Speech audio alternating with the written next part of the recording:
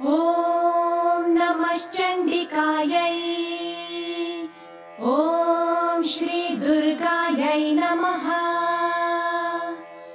अथ सप्तश्लोकी दुर्गा।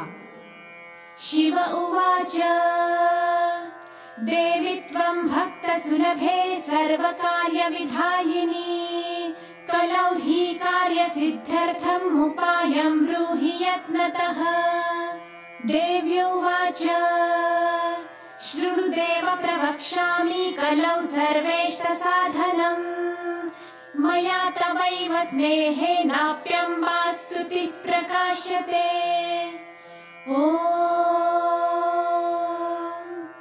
अस्य श्री दुर्गा सप्तश्लोकी स्तोत्रमन्त्रस्य नारायण ऋषिः अनुष्टुप् छन्दः। श्री महाकाली महालक्ष्मी महासरस्वत्यो देवताः श्री दुर्गा प्रीत्यर्थं सप्तश्लोकी दुर्गा पाठे विनियोगः।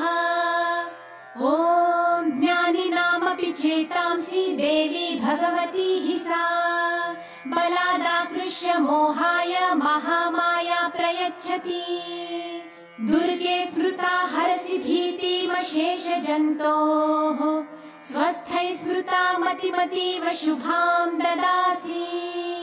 दारिद्र्य दुःख भयहारिणी का त्वदन्या सर्वोपकारकरणाय सदार्द्रचित्ता। सर्वमङ्गलमाङ्गल्ये शिवे सर्वार्थसाधिके शरण्ये त्र्यम्बके गौरी नारायणी नमोऽस्तुते।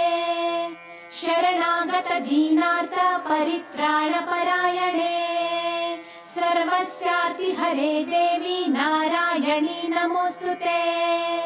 सर्वस्वरूपे सर्वेशे सर्वशक्ति समन्विते भयेभ्यस्त्राहि नो देवी दुर्गे देवी नमोऽस्तुते।